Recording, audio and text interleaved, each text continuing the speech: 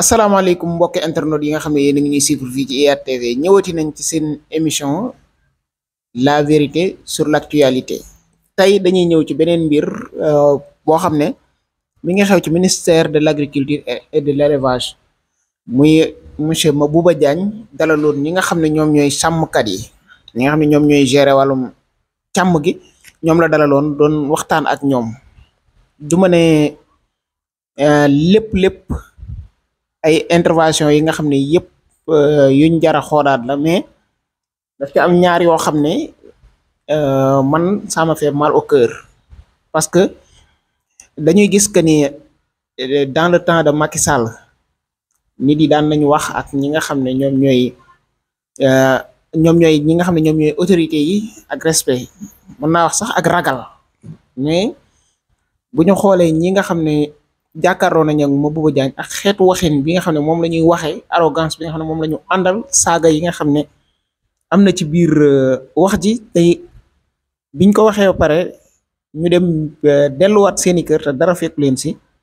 waaye tamit ministre bi tontu leen ci biir tontu boobu yu ci bari ci ay jàngat mi ngi ci donc moo tax ma bëgg ñu taxaw ci loolu. dama leen di indil ñaari intervention yi nga xam ne daanaka moomu ci ëppal solo man ci li nga xam ne suluñu naa ko fi léegi bi ci njëkk benn yaay booy boo xam ne ñëwoon na fa jël fa kàddu am yu yëkkati ak benn tamit suñu benn baay aussi boo xam ne jël na fa kàddu ñu déglu première intervention bi balaa ñuy ñëw ci deuxième. dama bëgg nga déglu nit ñi nga xam nga dem jël sa tànk bi seet nit ñi ñuy liggéey ak ñu liggéeyul ak ñu nekk ci dégg ak ñu nekkul ci dégg gis nga toog fii rek di wax ratatatata li fii nekkoon moo fii amaat rek te dara du fii sedd dama la koy wax bu ñuy wax dañuy noppu ñun ñu ne man jeel duma wax man syndicaliste la kaas la mais dama bëgg nga ubbi sa xel bi nga ubbi sa xol bi bañ a dégg li ñu fii nekkoon toujours ñun loolu mooy suñu kaas dangay dem nga xool lu ñuy liggéey ak lu ñuy def nga dugg ci àll bi nga xam ñu an kan mooy éleveur nga déglu dañuy yaakaar ne yow yaay suñu docteur kon ni ma ko gisee nii man kontaanuma li Amad Dikal wax fii ànd naa ci bëgg nañ la nag ñu ngi lay ñaanal yàlla jàmm dañoo bëgg nga dem xool suñu liggéey xam lu ñu ku am dégg nga xam ku kam ay fen wala ku bëgg a indi problème wala fen kese nga xam ko ñun dañoo béy ñu ngi nii ay jigéen lañu ay juróom fukki hectare suñu waxee fii dañuy wax rek dañuy fen mais dama bëgg nga dem xoolal ko sa bopp ñun dañoo am problème bu rëy dañoo am góom bu bon fii mais góom yooyu munoo ko faj fii rek ngay déglu même personne ñi fii nekkoon li ñu doon kaas ba tey loolu moo fi nekk même suba am na ñuy def journée élevage ñu ne élevage yeneen éleveurs yi di organiser fale boo déggee ñu ngi def point de presse di wax yow la ñu yaakaar dindil ñu loolu déglu ñu nga bañ a déglu les mêmes personnes depuis 88 xooxaaw ñun dugguwuñu suñu yaay yi déglul mag yi nga déglu xale yi déglu senes yi déglu góor yi déglu éleveurs yi ci àll bi man toujours loolu mooy sama wax nekkuma deret mais dama lay ñaan mesure waxoon naa la nga recevoir ma pour ñu waxtaan ci suñu réseau des femmes des éleveurs de Sénégal ay transformation leena la ñuy def meew mi di doon tuur ñun ñoo koy defar am nañu suñuy tool bugg la gës bi pour liggéey bi rafet rek baax dañuy defar fii seen document jiital seen bopp ñu ne ñëpp ñoo ci ànd fekke kenn yëgu ko seetal Allah ba ñu bari ñëwuñu dem ministre seetal bu baax liggéey bi yow yaay suñu yaakaar yàlla bu mu tas suñu yaakaar dañu laa yaakaar bëgg la ñaanal la yàlla jàmm mais liggéey amul fii de ba tey li fii nekkoon moo fii nar a nekk ñaan lañ la nga changé nga nekk suñu docteur bëgg nañ la faa lañ la 46 départements yëpp éleveurs yi ñoo ci nekk fii ba ci digg yàlla bi seetataar liggéey bi man loolu rek laa lay ñaan ni donc boobu benn la mën nañu wax ne cri de cœur la li ko ñor la doon wax ay dëggam la doon wax li nga xam ne loolu moo ko engagé la doon wax mais sa façon de parler laa bëgg ngeen remettre ko en cause sa façon de parler ñi nga xam ne noonu la adressé au ministre di yëkkati ay kàddu di wax ay kàddu fen di wax di joxoñ dans la voix haute loolu laa bëgg ñu décortiquer ko benn par benn parce que émission bi li may wax jamono bu nekk la vérité sur l'actualité ñun ak yéen la dañuy joxe suñu xalaat comme suñu xalaat mën na bañ a dëppoo ak seen xalaat mën na bañ a dëppoo ak suñu xalaat tous les commentaires dañ koy lire dañuy lire commentaires yëpp benn par benn nañ ko aimé def ci cœur pour vous montrer que ne ñi ngi déglu seen ay xalaat yi nga xam ne am nañ ci tamit am nañ ci luñ ci war a répondre dinañ ko répondre ñu échanger ci donc loolu mooy li nga xam ne moom mooy li am lii question bi ma indi tey mën na ñëw ci mën nañ ci dëppoo mën nañ ci bañ a dëppoo mais dama gëm ne ñi waruñu mën a adresser au ministre ci forme bi ci façon bi man loolu sama gëm-gëm la damay indiwaat beneen intervention ngeen déglu ko xool kii tamit ni nga xam ne noonu la waxee. ministre dégg nañ li nga wax wante man gum mu ci dara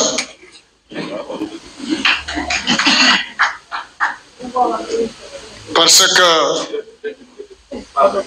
lu ñu gis ren lu ñu dund ren ci àll bi amul benn yoon bu ñu gis nga taxaw wiita wala nga taxaw rañeeru wala nga taxaw benn béréb pour seet les éleveurs transhumants lu ñu wax élevage pastoral c'est la première fois benn minute bu ñu tàpp ñëw ci jafe-jafe demu ci àll bi seeti éleveurs yi je te félicite à l'organisation de Tabaski zéro faute wante li ngeen wax fii gummu ko yéen da ngeen di ñëw pour rey saawa bi da ngeen di ñëw pour nelawal ñu pour rey suñu saawa loolu duñ la ko nangu parce que gis nañ benn sàmm bu romb dëkk ñu rey ko ci loxo gendarmerie ren gis nañ ko ren dans le département de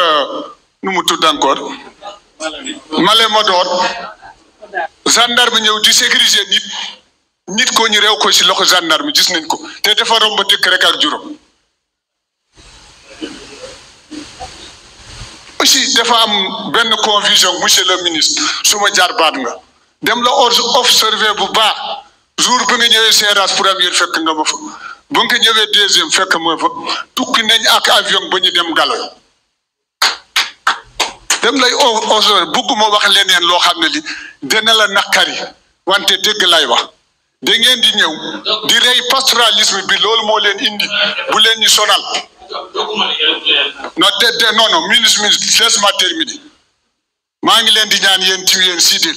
yéen mag ñi su ngeen ñëwee bu leen ñu canaliser wax suñu soxla dañ leen di respecter bu baax Jeynab Sidibé wante su waa waxe jotee dañu wax su jotee dañu wax musuñ li dund soo seetee mun naa la jëlal 1904 ci l'histoire de l'élevage wante dum fa sori Sang Mbaal moo fi njëkk nekk ministre de l'élevage en 98 deuxième lanternage Pape Diouf moo ko def première lanternage ak Ablaye Wade deuxième lanternage Aminata Mbengue Ndiaye yéen rek yéen a ñëw defu leen ministre de l'élevage te ñu amoo si yaakaar bu mag mais ça c'est grave sàmm amut fu mu mënu bootu tey sàmm amut fu mu mënu bootu tey même ngeen dindi ngeen bàyyi ñu direction élevage monsieur le ministre demal si loi 268 10 mars 1980 yéen a ngi indi fii loi de agro-silvopastoral moo gën a bon si sàmm moo gën a yées si sàmm yi te yéen a ngi koy tamit nan ngeen koy defee encore ngeen di wax code pastoral nan la benn loi mun a tegoo si benn ay nit. Merci beaucoup. Première fois ñu toog ci concertation xam naa ne maa ngi tudd Djiby Amady Sow ak. jërëjëf ñaari intervention yooyu moo ma gën a intéressé ci li nga xam ne moom moo xew ci ndaje mi donte que nag ay dizaine wala vingtaine de personnes jël nañ fa ak kàddu yoo xam ne wax nañ. mais ñaari intervention yi dafa mérité ñu taxaw ci parce que ay accusation nga ci gis ak ay wax yu ñàkk teggin wax yu ñàkk kersa un ministre taxaw exprimer wu wax d'ailleurs li nga xam ne ministre bi def na ko rek muy ñëw consulter ñi nga xam ne ñoom ñoo concerné ñoom la élevage bi concerné nga toog concerté ak ñoom waxtaan ak ñoom ñu wax la seen ay jafe-jafe rek loolu c'est un exploit bu rëy boo xam ne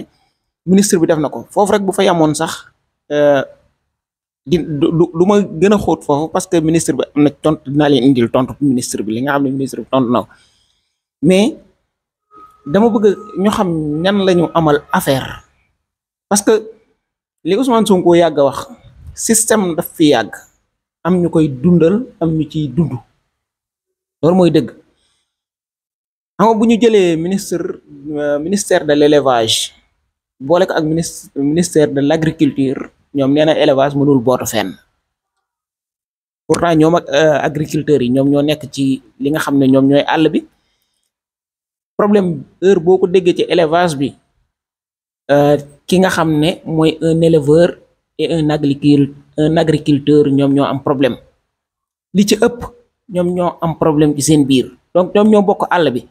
tey bu ñu taxawee ne mënuñu bokk même ministre wala mënuñu bokk même ministère loolu tamit beneen mbir la da ngay xool lan moo waral ñu wax ne mënuñu bokk même ministère te ñu am directeur de l'élevage mi ngi toog ci ndaje bi déjà minimiser nañ ko aussi tamit li gën a garaaw mooy nee na ñii dañu ñëw ngir yàq li nga xam ne moom mooy caawa gi maanaam sàmm gi nga xam ne ñoom ñoo nekk ci àll bi muy élevage forteral bi nga ñi nga xam ne maanaam ñoom ñooy transhumé ñoom ñoo nekk ci àll bi di jógee dëkk ak dëkk wala di jógee ci diiwaan ak diiwaan maanaam ñu leen di wooyee màngaan nee na ñii dañu ñëw pour yàq loolu alors que ñoo xam ne dañu jóg ngir def tout lépp luñ man seen programme li ci gën a am solo mooy mbay mi ak càmm gi yow nga ne ñii dañu ñëw ngir daaneel càmm te tegu ko fenn amul benn argument boo joxe lu dul accusation gratuite man nag damay wax ne ñii façon bi nga xam ne moom la ñu nekk di def wax say dëgg am na de wax dëgg am na xool li nekk say jafe-jafe nga wax ko mais bul accuser kuy soog a egsi defagul dara déjà woona la di concerté wu ak yow waxu sa ay problème toog diglu wax ko li nga xam ne sa ay problème la ba pare xool ndax sa problème yooyu dina ko saafara xool ndax sa problème yooyu dina ci def li nga soxla wala ndax sa problème yooyu dina ci jéem dara wala ndax di nga ko gis sax mu teg ay actes yoo xam ne actes yi dafay daaneel li nga xam ne moom mooy wàllum élevage déjà mi ngi koy remercier ci li nga xam ne mooy jaar na fi muy tabaski bi ñu ne zéro faute moom moo ko waxal boppam zéro faute ci tabaski bi pourtant tabaski yi ñoom dañ ci am rôle bu rëy boo xam ne doon nañ ko ci jouer ñoom éleveurs yi tabaski ren la fi mas a jaar boo xam ne Sénégalais yi dégguñu fi problème mu xar ren la fi mas a jaar boo xam ne Sénégalais yi dégguñu fi problème mu xar que ça soit xar yi jóge biti réew wala yi nekk ci biir réew mi seeraayu xar ren lañu mas a gis nit ñi dem ba tabaski jàll te déggoo ñuy jàmbat xar yi dafa seer xar yi dafa def nii wala xar dafa manqué tey kon kii da ngay xam ne waxam ji am na leneen lu ko modifié am na leneen lu nekk ci ginnaawam lu dul rek problème mu élevage bi lu dul problème maanaam mer fanaanoo dafa am yoo xam ne mer fanaanoo la nga ànd ak ay nit genre lobbying déjà seen wax yi sax dafa am contradictoire moom ak soxna si njëkk a wax parce que soxna si fi njëkk a wax bokk na ci li mu dénoncé moom mooy ay lobbying mais kii boo xoolee li nga xam ne moom lay wax da ngay xam ne wàllum lobbying moom moo ko arrangé moom parce que buñ taxawee jël un ministère entier jox ko li nga xam ne moom mooy un ministère entier jox ko li nga xam ne moom mooy wàllum mbay mi mu amaat ay direction ci biir ñu am ay nit yoo xam ne dañ koy seppi ci seen biir di ñoom la ñuy concerté wul ñoom la ñuy waxtaanal ay aide yeeg financement yeeg yëpp ci seen loxo lay jaar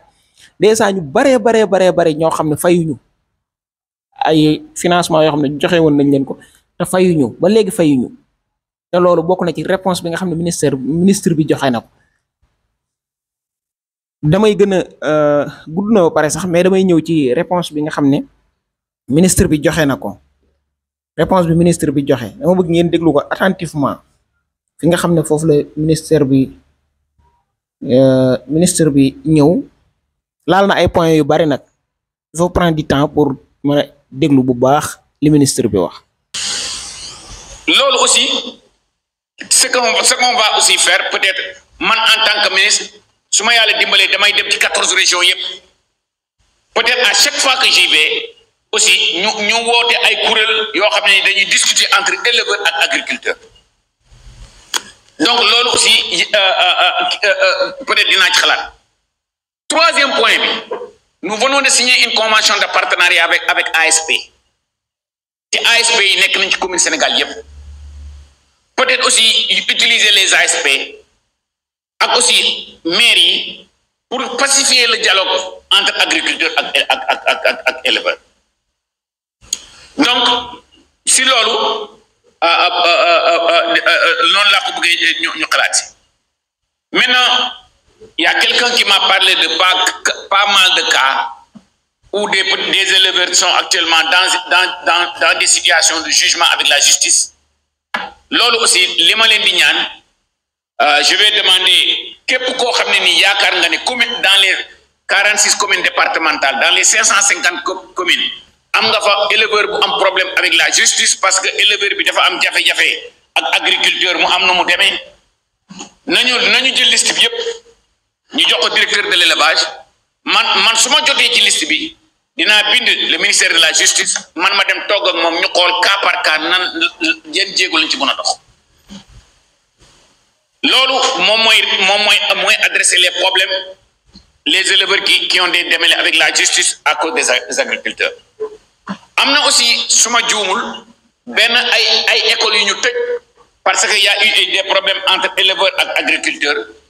école yooyu aussi su ma xamee na ngeen fexe ba directeur de l'élevage am adresse yi école yi fi ñu nekk je vais saisir mon collègue ministère de l'éducation pour ñu ubbi école yooyu suñ ko ubbiwul aussi dinañ ci dox ay jéego pour seet nan la ñuy régler problème bi maintenant sécurité alimentaire u bétail bi wax naa ci donc mooy culture fourragère yi mooy amal leen ay quota mooy aussi maa ngi envisager signer une convention de partenariat avec les maires du Sénégal avec les élus locaux léegi aussi foofu peut-être dans les régions envisager d'avoir des espaces dédiés à la culture fourragère et que loolu suñu yàlla dimbalee dans les différents projets yi ñuy wax peut-être waa FRAPS ak waa PNDS ak waa PEDEF loolu il faut ñu taxaw ci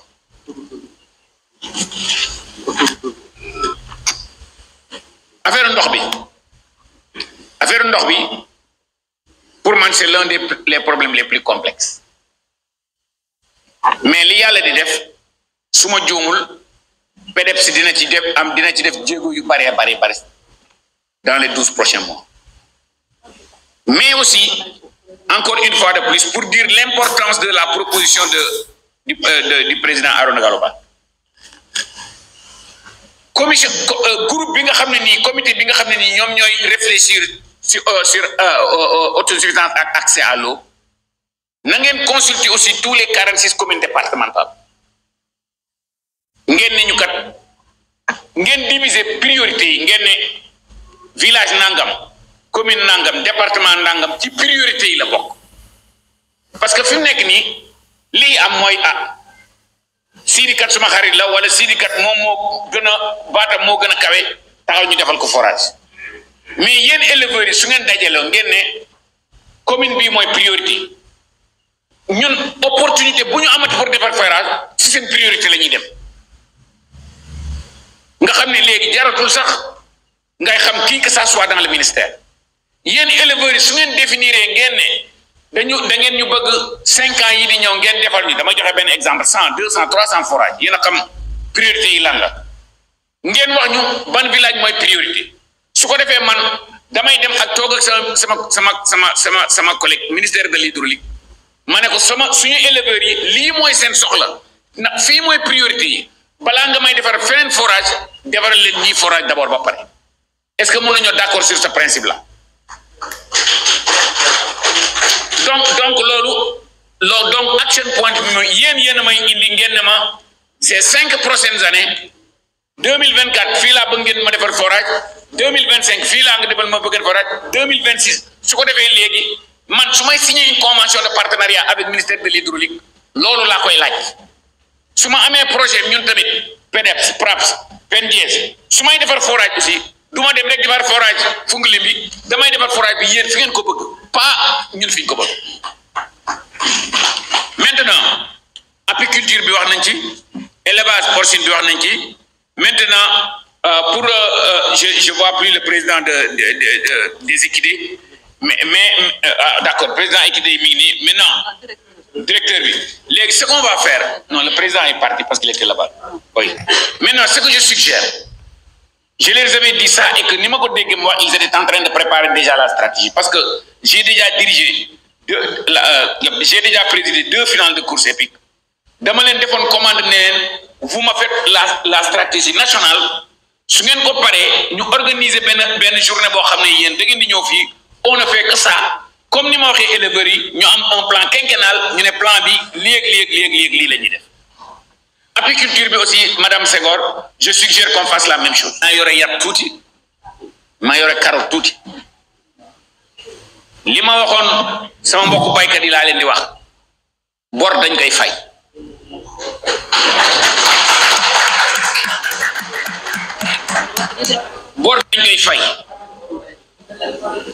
parce que su ngeen fayul da ngeen di yàqal seen moroomu éleveur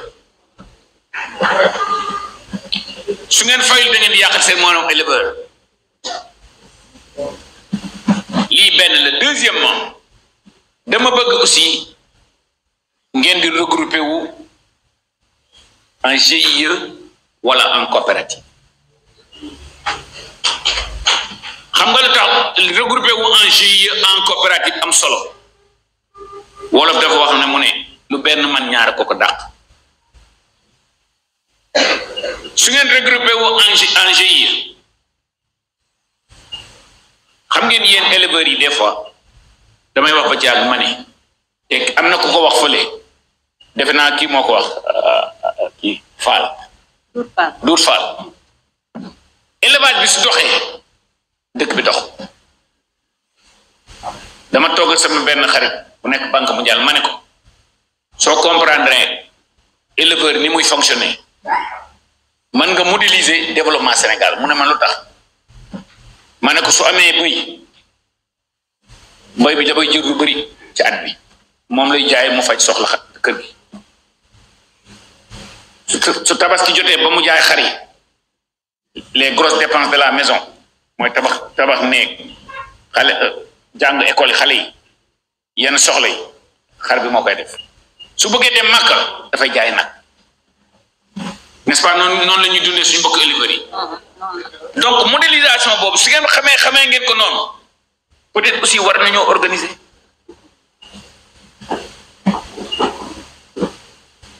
te dama bëgg yéen ngeen saisir benn opportunité bi ngeen war a saisir tey jii képp ku lekk yàpp Sénégal mu mën ko jënde 3500 4000 le kilo gàcce ngalaama yéen xam nga man damay takk ma yar su ma jaayee 4200 4500 damay takk donc bu leen sous-estimer yéen pouvoir bi ngeen am te pouvoir boobu organisation rek moo leen koy may donc pour man accès au financement bi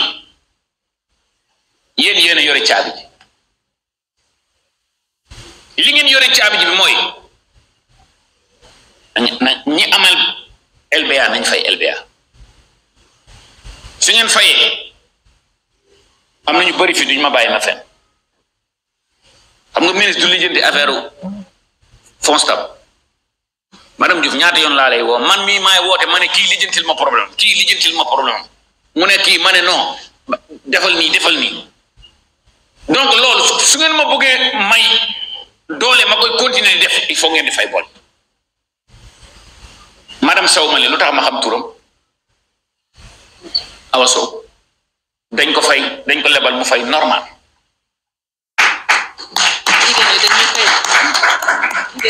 madame Sidibé mu ne jigéen ñi dañuy fay comme loolu ñemewu ma ko wax ci kanamu góor ñi dañuy fay normal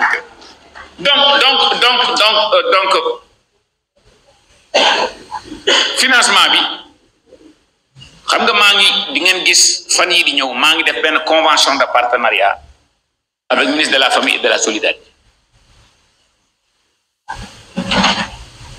Imaginez ñu ñëw ñu ne dañu war a financer jigéen ñi wala dañu war a financer jeunes yi et jeunes yooyu 30% wala 40% bi ñu leen di laaj pour PDEPS wala PNDS wala kii jàppale leen amuñu ko mun naa suñu nekkee groupe mun naa dem DER ma signé convention de partenariat mun naa dem LBA ma ne FONSTAB jàpp si mais loolu yëpp pour mu am il faut conseil d'administration LBA suñu toogee ñu xool ñu ne éleveurs yi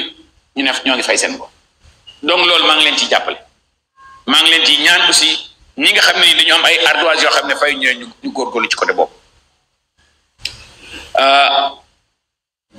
wax nañ ci contrôle de qualité boucherie bi boobu aussi dinaa ci avec service vétérinaire yi dinaa leen ci gën a dinaa leen ci gën a ñaax oui maintenant le commerce transfrontalier boobu je crois dafa war a nekk benn groupe à part lu tax dafa war a nekk benn groupe à part implication yi dafa xaw a jaxasoo tuuti. xaaral ma yam foofu parce que waxtaan bi jeexagul sax mais li ma bëggoon ngeen dégg ko yaakaar naa ni dégg ngeen ko et que gis nga kii nii ak solution yi mu fi teg yëpp ak proposition yi mu def yëpp ak alternative yi mu nga xam ne teg na ko yëpp te réewul sa waaye nee na moom ñii dañu ñëw pour daaneel ba kii daaneel li nga xam ne moom mooy élevage kuy daaneel élevage ni nga koy daaneele kuy daaneel élevage yi sans solution yi sans alternative yi genre jàppale yi genre conseil di nga ko def jëmale ko ci secteur boo xam ne yéene bi nga am mooy mu daanu secteur bi nga xam ne yéene bi nga am mooy mu naxas mooy mu nasax donc il faut ñu xam genre de personnes yi nga xam ne ñoom la ñu amal affaire gouvernement bi dañu jóg pour liggéey ñii dañu jóg ngir réussir seen mission dafa am projet boo xam ne jaay nañ ko askan bi à tout moment ñenn ñi li ñuy jóg rek di wër ci télé yi ak li ñuy jóg di fexe rencontrer ministres yi ngir faire croire aux gens que ñii kat projet bi nga xam ne yàgg nañ ko wax ce sont des hallucinations loo xam ne dañ koy gént nii rek di ko janeer la mais en réalité amuñu projet mais ñemewuñu sax toog face to face débat politique et économie dans ce pays pour xam dëkk bi réellement ñi ko yor ci lan lañ ko yoree ak naka lañ ko bëgg fan lañ ko jëlee ak fan lañ ko jëmee déjà ñëpp d'accord nañ ci ne fi nga xam ne fi la réew mi jóge baaxul parce que bu ñuy bëggee étiqueté ñi yenn étiquettes yi sax dañuy taxaw di wax naan depuis année nangam ba léegi lii lañ yàgg a dund depuis année nangam ba léegi lii lañ yàgg a dund da ngeen ñuy taxaw wax ak ñun ba pare dem seen yoon du li ngeen di wax du ngeen ko def sans yooyu noonu gëmuñu leen nangam mais il faut ñu xam ne système boobu noonu daan am nit yi daan taxaw ay ministre di ñëw di wax ak yéen ay ñoo xam ne dañuy ñëw di fexe def ay calmant pour mbir mi jàll pour situation yi nga xam ne exposé wu na bi nga xam ne taxaw na askan bi soxla leen ci ñu jël ay mesures yoo xam ne du sax duñ ko sax matale dañ ko def benn fan ñaari fan wax ji jeex ñu dem toog seeni bureau en réalité ñii loolu fekku leen ci wax na léegi li nga xam ne def nañ ko ci tabaski bi saliyé na ko moom mi nga xam ne doon na wax ni gëmul ministre bi saliyé na lim def ci tabaski bi boo demee El Malick Ndiaye naka la def ci tabaski bi moom tamit ci transport bi nga dem ci ba tey ci El Malick Ndiaye naka la ko defaat ci màggal bi yeneen ministre de la santé lan la def ci màggal Touba 800 millions yoo xam ne joxe na ko ministre Serigne Ndiaye Diop naka la def ci wàllum industrie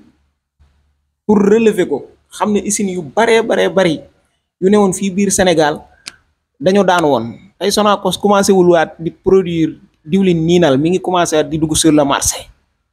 ñooñu tey lañ ñu ñenn ñi bëgg a taxaw gëmloo ñu ne ñii daal liñ ñu jaayoon ci ay projet amul alors que soo demee sur le terrain gis li ñuy def teg ci sa bët làmb ko ak sa loxo daj diwlin niinal boo demee ci marché bi boo génnee sa xaalis ñu jaay la ci loo xam ne ay at a ngi nii dizaine d'années wala quinzaine d'années boo xam ne boo laajtee diwlin nii ne déjà légende sax la ko ñu bari jàppee woon xamatuñu woon surtout ñi nga xam ne mooy waa génération 2000 moom ñi ci xam diwlin niinal bëreetu diwlin boobu commencé waat nañ ko di ko jaayaat mi ngi sur le marché ay liggéey yu am solo ñu koy def Cheikh Tidiane Dièye lan la def ci assainissement dëkk yu baree bari yoo xam ne Sénégal daan na toll fii te kenn jàmbatul ay affaire de inondation bien vrai que mi ngi am mais bu amee du fi def semaine fi gënoon a compliqué nga xam ne ndox dafay nekk ba saison jeex ba nawet jeex ngay wéy di fa fekk ndox ma une semaine ndox dootu ko fa def te ay solution préventive la nekkul solution définitive yoo xam ne mi ngi am ni ma ko waxee ci ministère yooyu ministère beneen boo dem noonu nga fay fekk donc il faut ñu xam ñi nga xam ne ñoom lañu amal affaire ak ñii nga xam ne ñoom lañu jox réew mi il faut sénégalais yi tamit di moytu ñu leen di manipuler di moytu ñi nga xam ne ay benn vidéo la ñuy jël ci koo xam ne daanaka opposant la wala dafa bokkoon sax ci parti politique bu ñu jëlee ko fi kooko jóg def benn vidéo wala en position bu mu am parce que da ngay gis ñoo xam ne dañuy bokk Benno Bokk Yaakaar nekk ci secteur de la pêche ñi bokk Benno Bokk Yaakaar nekk ci secteur de l'élevage ñi bokkoon Benno Bokk Yaakaar nekk ci secteur de l'agriculture ñi nekk ci yeneen secteur du tourisme et d'autres secteurs ñooñu tey buñ toogee ak ministre bi taxaw wax ko lu ne weng su ko defee ñu naan ñii kat ñi mu concerné kontaan nuñ nangam alors que kii waxul ngir secteur bi mu nekk dafay wax ngir position politique bu mu am